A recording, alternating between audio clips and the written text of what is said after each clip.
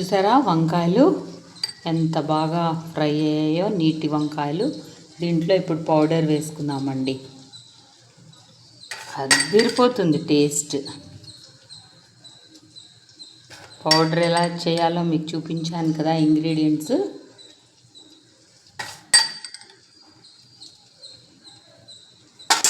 దీనికి కొంచెం ఇంగువ వేసుకోవాలండి.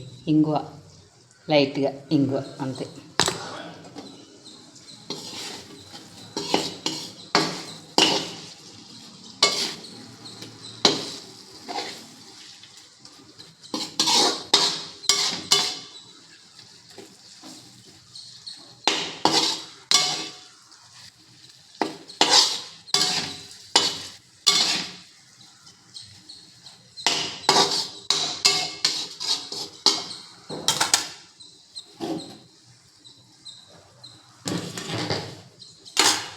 దీన్ని ఒక ప్లేట్లో మనం డిష్ అవుట్ చేసుకుందామండి.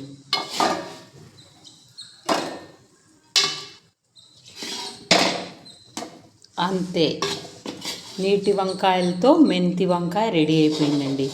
ఇది మంచి రసం కానీ పప్పుజారు కానీ పెట్టుకుంటే సూపర్ అండి, చాలా బాగుంటుందన్నమాట. మీరు ట్రై చేస్తారు కదా. మీకు నచ్చితే సబ్స్క్రైబ్ మై ఛానల్.